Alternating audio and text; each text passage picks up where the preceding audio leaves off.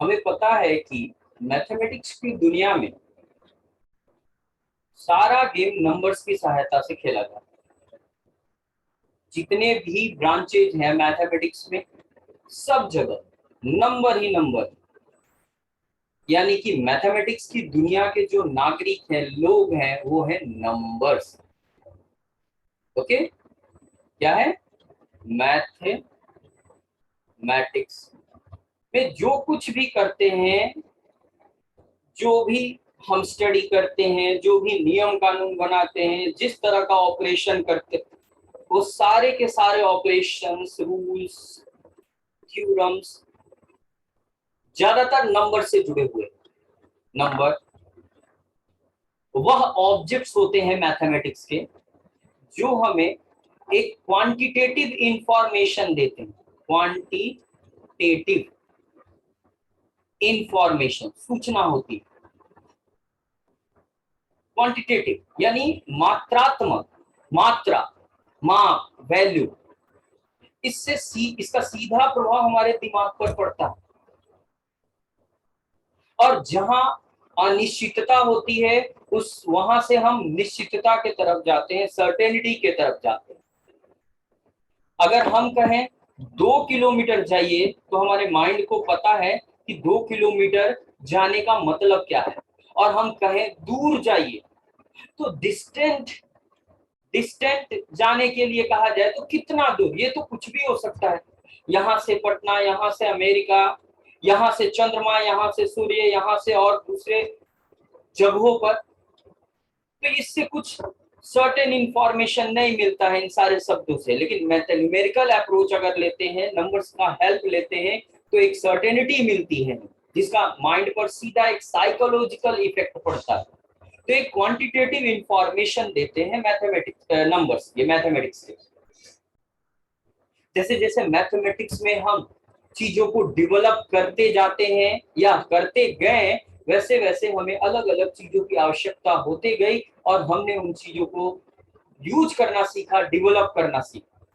उसी क्रम में नंबर्स जो हम पहले से पढ़ते आ रहे थे, जैसे 1 2 -1 -2 0 1/2 √2 एंड सो ऑन, ये सारे नंबर्स, ये सारे सिंबल्स जो हम मैथमेटिक्स में यूज करते हैं, इनके थ्रू अलग अलग टाइप के प्रॉब्लम सॉल्व करते हैं। लेकिन क्या होता है जब हमें उस तरह के प्रॉब्लम को सॉल्व करना हो जहां किसी अननोन क्वांटिटी के बारे में डिस्कशन किया जाए, किसी अननोन को पता करना हो। और यही तो किया जाता है, प्रॉब्लम का मतलब ही क्या है, किसी अननोन को पता करना। तो मैथमेटिक्स एक रास्ता दिखाता, कहता है कि अगर आपको कोई चीज नहीं पता है, तो आप उसे कुछ और सिंबल से मान सकते हैं। आपने 9th क्लास 10th क्लास या दूसरे क्लासेस में पढ़ा है कि राम के पापा की उम्र राम की उम्र की दुगुनी है। अब ये तो बता रहा है कि दोनों के बीच उम्र के बीच का रिलेशन क्या है, लेकिन ये नहीं बता रहा है पापा की उम्र क्या है, बेटे की उम्र क्या है। अननोन है हमारे लिए। तो ऐसी स्थिति में चीजों को डिनोट करने के लिए दूसरी दूसरे लैंग्वेजेस से कुछ सिंबल्स लेकर आते हैं। जैसे एक्स है, वाई है, जेड है, पी है, क्यू है, अल्फा है, बीटा है, गामा है, पाई है, साई है, ये। तो ये भी, इनका प्रयोग भी नंबर्स के रूप में किया जाता है। और इस आधार पर नंबर के दो कैटेगरी बन जाते हैं। इन्हें दो रूपों में लिया जाता है। एक, ऐसे सिंबल जो अपने वैल्यू को, अपने क्वांटिटी को कभी बदलते नहीं, और ऐसे जिनका प्रयोग हम चीजों को बदल बदल कर करने में करते हैं।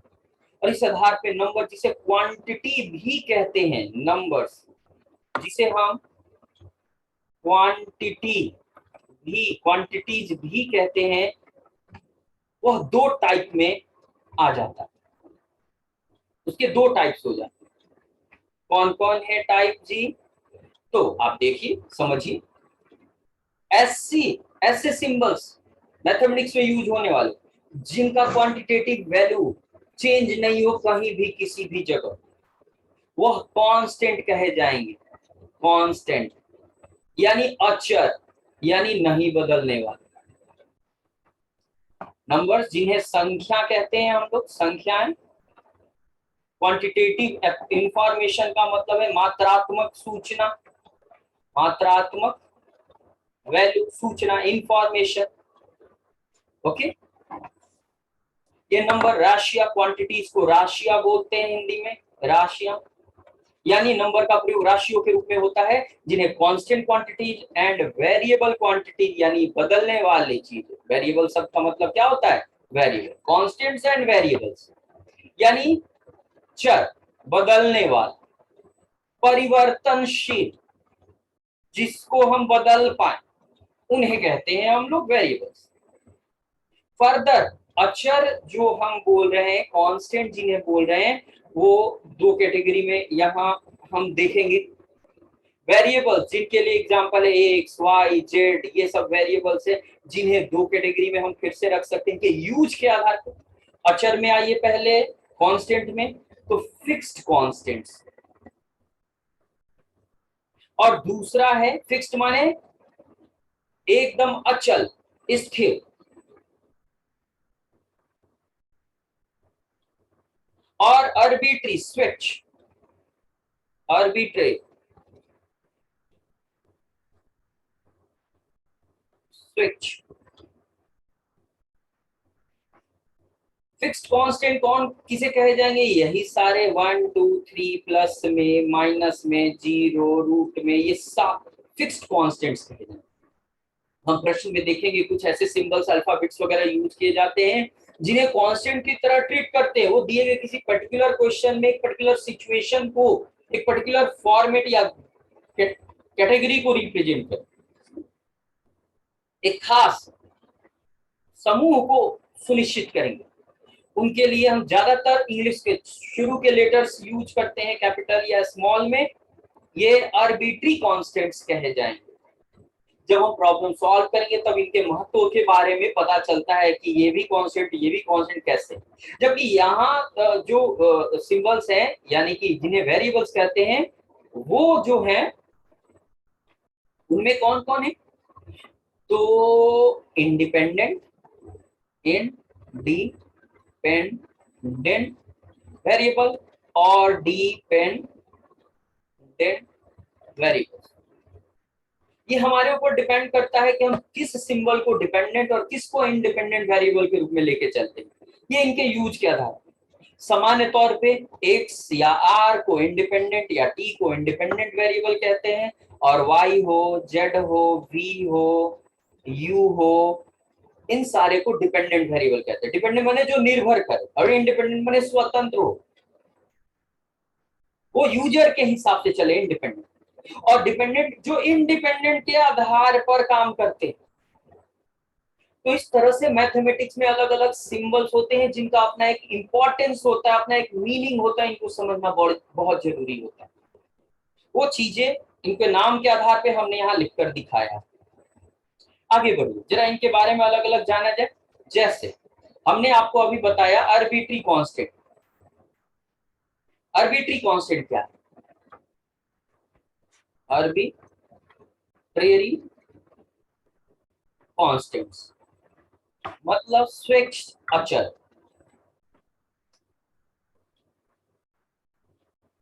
फिक्स्ड कांस्टेंट के बारे में ज्यादा कुछ जानने की जरूरत नहीं, वो तो 1 2 3 4 को कहते हैं। स्विच अचल, अचल, अचल क्या है ये आर्बिट्री कांस्टेंट्स? किसी खास प्रॉब्लम में कुछ खास काम करने वाले ऐसे सिंबल जो एक खास ग्रुप को रिप्रेजेंट करते हो, एक सर्टेन समूह बनाते हो, निश्चित समूह बनाते हो, वो आर्बिट्री कॉन्सेप्ट। एग्जाम्पल के तौर पे हमने अभी समझाया ए बी सी अंग्रेजी के शुरू के लेटर्स को आर्बिट्री कॉन्सेप्ट्स के रूप में लेके चलते हैं। एम एन एल वगैरह ये सारे। या जरा देखिए यहाँ, ये जो अभी एग्जाम्पल हम लिख रहे हैं यहाँ पर, ये आपके लिए अनजान नहीं होना चाहिए। आप इसके बारे में जानते हो, पढ़ते हो, समझते हो या पढ़ें। जैसे सरल रेखा का समीकरण यानी स्ट्रेट लाइन का equation, A X plus B Y plus C बराबर 0। इसको सामान्य साधारण रूप यानी general equation of straight line बोलते हैं, किसी सरल रेखा का सामान्य रूप। इसमें आप देख सकते हैं कि कहीं एक्स और वाई यूज किए गए हैं और कहीं एक्स ए बी सी। ये जो एक्स एंड वाई है ये है वेरिएबल, वेरिएबल, और ये ए बी सी यही है आर्बिट्री कॉन्स्टेंट्स, आर्बिट्रेरी कॉन्स्टेंट्स, यही ये वेरिएबल्स है एक्स वाई और A B C arbitrary constants. ये ए बी सी ऐसे हैं कि यह सारे स्ट्रेट लाइन के कलेक्शन में अलग अलग इक्वेशन को रिप्रेजेंट करने के लिए आते हैं। इससे सुनिए, अगर हम स्ट्रेट लाइन की बात करें तो यह स्ट्रेट लाइन होगा, ये होगा, ये होगा, ये होगा, ये होगा, इनमें से कौन सा होगा ये डिसाइड करने की जिम्मेवारी आर्बिट्री कांस्टेंट्स पर होती है। और एक्स वाई क्या है कि जो भी लाइन लेंगे उस पर आपको चलने के बारे में बताएगा, उस पर किसी पॉइंट को रिप्रेजेंट करेगा। फिर से सुनिए, अगर यह इक्वेशन इस लाइन को रिप्रेजेंट कर रहा है तो यही लाइन होगा, ये बताएगा आर्बिट्री कांस्टेंट, और एक्स वाई इस लाइन पर अलग अलग पॉइंट को डिनोट करेंगे। ये है महत्व और दोनों में फर्क। जैसे जैसे आप और आगे बढ़ेंगे तो इसके बारे में और भी चीजें आपको मिलेंगी, पता चलेंगी। ओके ना, ठीक है, ये आर्बिट्री कांस्टेंट्स के बारे में हो। ठीक है, आगे बढ़ते हैं। दूसरा है वेरिएबल।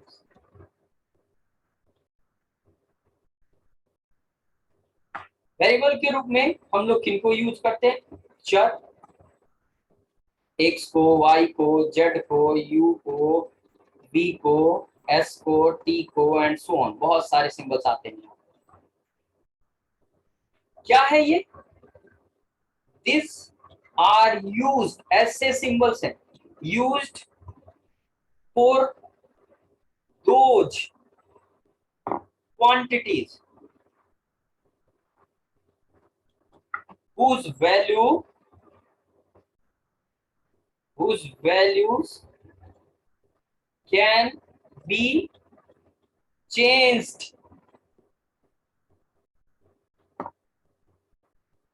ये वैसे क्वांटिटीज यूज किए जाते हैं मैथमेटिक्स में जिनका वैल्यू बदल सकते हैं या बदलता है। वो राशियां जिन का मान हम बदलें या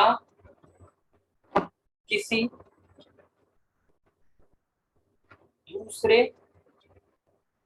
दूसरी राशि के कारण बदले,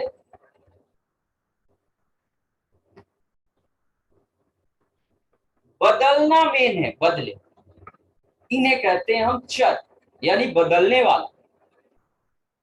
आपको याद होगा अगर आपने इस तरह के प्रॉब्लम बनाया, कभी कहते हैं कि x बराबर 1 रखना है, तो कभी कहते हैं x बराबर 2 रखना है, तो कभी कहते हैं x बराबर -1 रखना है, तो कभी कहते हैं x बराबर -2 रखना है। आखिर ये कर क्या रहे हैं? हम एक ही चीज का वैल्यू अलग अलग लिख रहे हैं, कभी x की जगह 1, कभी x की जगह 2, कभी x की -1, कभी x की जगह -2, ऐसे इनके वैल्यू को यूज करते हैं, हम लिखते हैं, बदलते हैं। ठीक है, डिपेंड करता है प्रॉब्लम के हिसाब से, या तो हम बदलेंगे या ये खुद आएंगे बदल कर, किसी दूसरी राशि के कारण, दूसरे वेरिएबल के कारण ये बदल कर आएंगे। ये है वेरिएबल्स। इनका महत्व क्या है? जब भी कहीं क्वेश्चन में अननोन को दिखाना हो, जो पता नहीं क्या है, बदलने वाली चीजों को दिखाना हो, यूजेज में देखा जाए तो फॉर अननोन्स, कोई चीज नहीं पता, जो नहीं पता उनको दिखाने में, पापा की उम्र नहीं पता है, पापा की उम्र एक्स मान लिए, बेटे की उम्र नहीं पता है, बेटे की उम्र वाई मान ली। और changeable quantities, changeable changeable quantities, ऐसी चीजें जहां जिनके वैल्यू को हम बदल बदल के लिख सके, बदलने वाली राशियों के लिए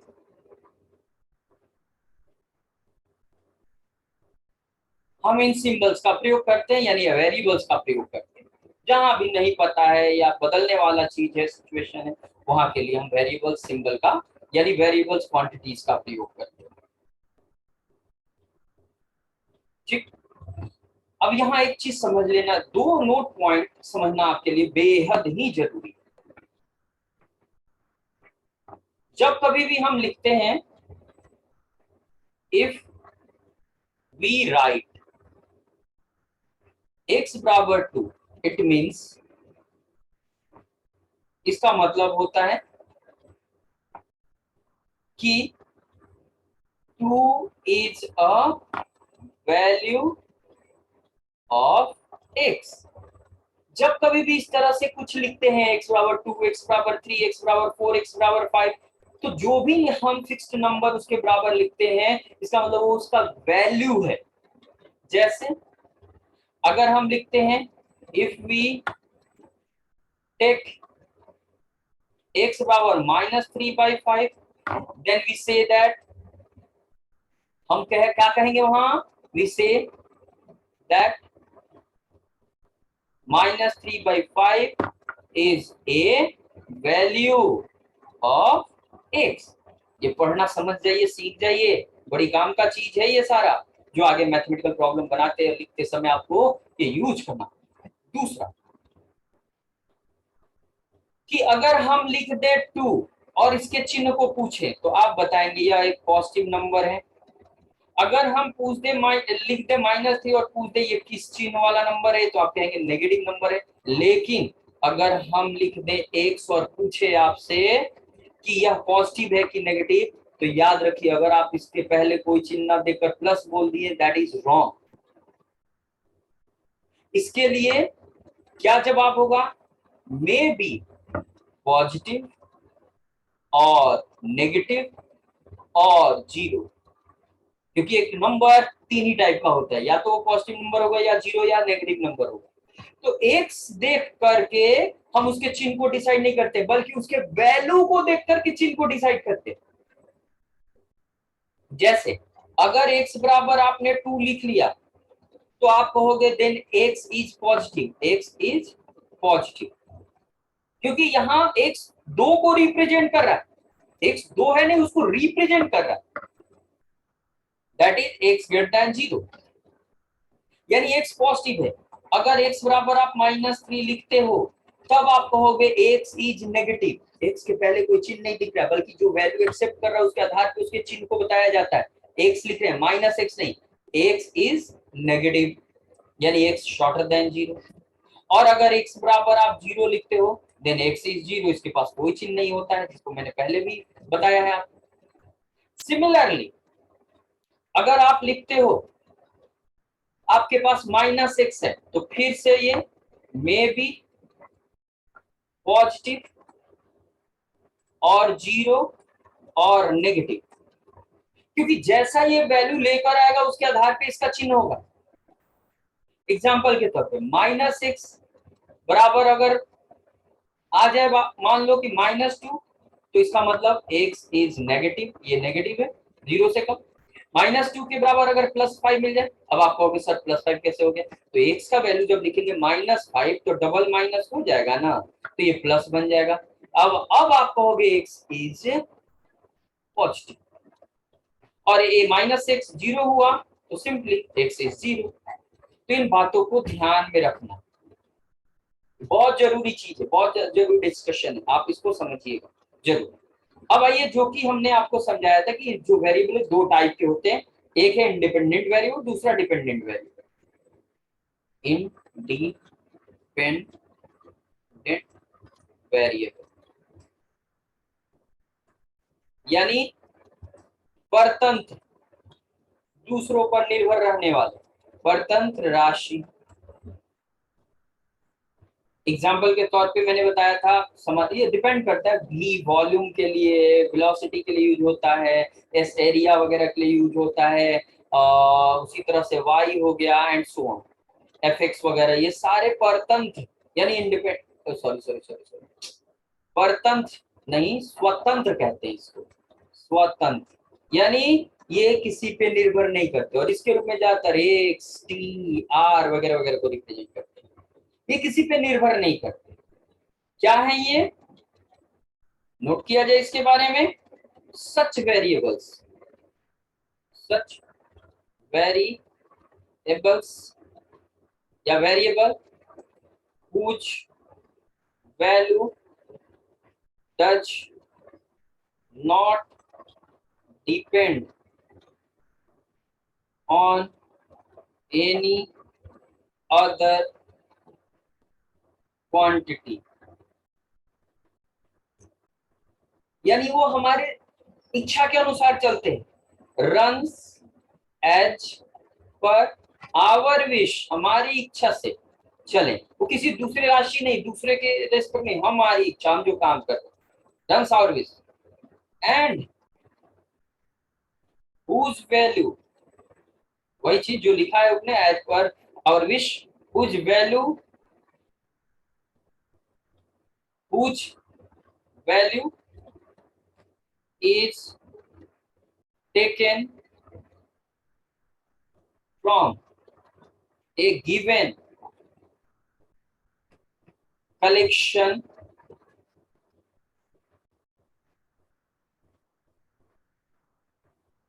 it's a as per our wish और कंडीशन। ये सब चीजें आगे आपको समझ में आएंगी, और इस आधार पर जो क्वांटिटी हम यूज करते हैं, जो दिए गए किसी सेट से बिलोंग करते हैं, उसके अनुसार ये चलते हो, तो ये इंडिपेंडेंट, ठीक है, हमारे कहे अनुसार, ठीक है। अब आइए अगला, क्या है, डिपेंडेंट वेरिएबल। डिपेंडेंट वेरिएबल ये है परतंत्र राशि, यानी जो किसी इंडिपेंडेंट वेरिएबल के अनुसार चले, जो यहाँ लिखा गया है, जो बताया गया ना, क्या बताया गया, ऐसे ऐसी राशि जिनका मान किसी दूसरी राशि पर निर्भर नहीं करें, ठीक है, वो आपका स्वतंत्र है। जबकि ये जो डिपेंडेंट है, इन यह जो है वो इंडिपेंडेंट पे निर्भर करते हैं। इसके रूप में हम ज्यादातर y लेते हैं, fx लेते हैं, वॉल्यूम के लिए v, एरिया के लिए s and so on, in symbols का प्रयोग करते हैं। क्या है ये, द वेरिएबल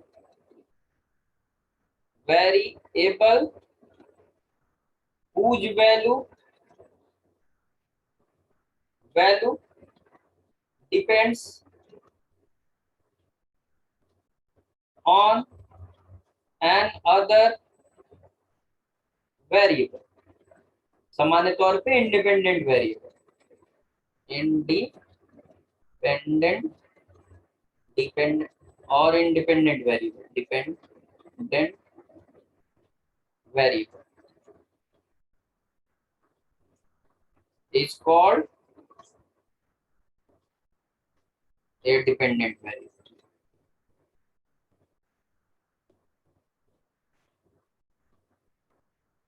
यानी परतंत्र राशि।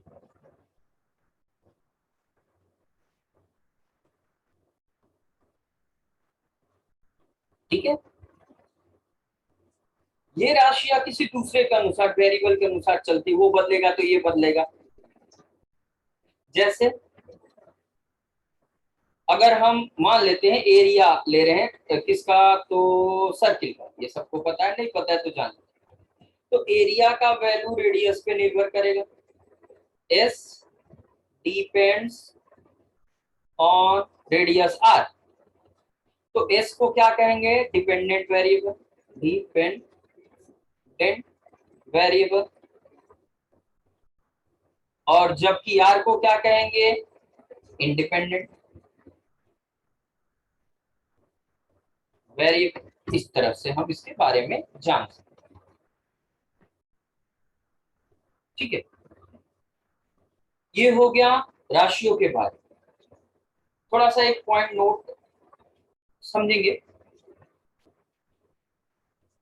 कि जब हम डिपेंडेंट इंडिपेंडेंट वेरिएबल का जिक्र करते हैं तो हमारे सामने ऐसे प्रॉब्लम्स आते हैं जहां पर हम देखते हैं, क्या देखते हैं, ये ऑब्जर्वेशन करते हैं कि कभी कभी कोई एक क्वांटिटी सिर्फ एक ही वेरिएबल पे डिपेंड करता है, जैसे एरिया ऑफ सर्कल। यहां देख लीजिए एस बराबर पाई आर स्क्वायर होता है। एस डिपेंड्स, यानी रेडियस का वैल्यू अलग अलग लिखेंगे तो एरिया का वैल्यू अलग अलग मिलेगा। आप देखिए आर बराबर 1 रखिए, एस बराबर पाई हो जाएगा। आर बराबर 2 का स्क्वायर 4 होता है तो एस बराबर 4 पाई होगा। आप देख लीजिए हम एस का वैल्यू नहीं बदल रहे हैं, बल्कि आर के आधार पे एस का वैल्यू बदल रहा है। तो एस के कारण, आर के कारण एस जो है वो बदल रहा है, इसलिए आर इंडिपेंडेंट हो गया और एस डिपेंडेंट हो गया। तो S depends on only one variable, यहाँ एक ही वेरिएबल आर। लेकिन बहुत सारे ऐसे प्रॉब्लम्स मिलेंगे जहां पर एक क्वांटिटी एक से ज्यादा वेरिएबल पे निर्भर करेगा, जैसे area of cone, volume of cone ले लिया जाए। वॉल्यूम ऑफ कोन भी बराबर होता है 1/3 पाई आर स्क्वायर एच। यहाँ पर जो वॉल्यूम भी है वो डिपेंड कर रहा है दो चीजों पर, डिपेंड्स ऑन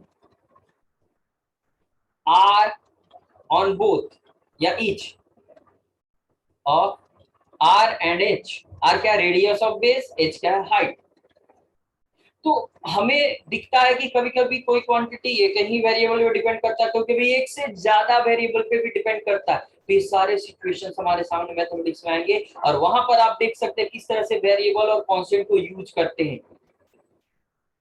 इसका अपना एक महत्व है, इंपॉर्टेंस है भाई। जैसे अभी आप इसका इंपॉर्टेंस समझ सकते हैं कि हमारे पास अगर सर्किल के एरिया को लिखने के लिए हमें कहा जाए तो किस साइज के सर्किल के एरिया को लिखेंगे। हमारे पास तो 0 से शुरू करके अनंत साइज तक सर्किल मिल जाएगा, जहां रेडियस अलग अलग होंगे तो एरिया भी अलग अलग होगा, S1 S2 S3। रेडियस जब अलग अलग होंगे तो सबके लिए एक ही फॉर्मूला होता है, एक ही फॉर्मेट से, एक ही नियम से एरिया मिलता है। और इसी तरह के सिचुएशन को डील करने के लिए हमें वेरिएबल वगैरह की जरूरत पड़ती है, जहां हम चीजों को बदलें। जैसे यहाँ आर का मान अगर 1 है तो एस का मान पाई हो जाएगा, यहाँ आर का मान 2 है तो एस का मान 4 पाई हो जाएगा, एरिया ऑफ सर्किल। यहाँ आर का मान 3 है तो एरिया का मान 9 पाई हो जाएगा। एक ही फॉर्मूला से, क्योंकि एरिया एक ही प्रॉपर्टी को सेटिस्फाई करता है, उसी प्रॉपर्टी को वेरिएबल के यूज से इस तरह से सिंबॉलिकली रिप्रेजेंट करते हैं। ओके, तो आज के लिए इतना ही। वीडियो को ध्यान से देखें, समझें, चैनल को सब्सक्राइब करें और शेयर करें। Thank you.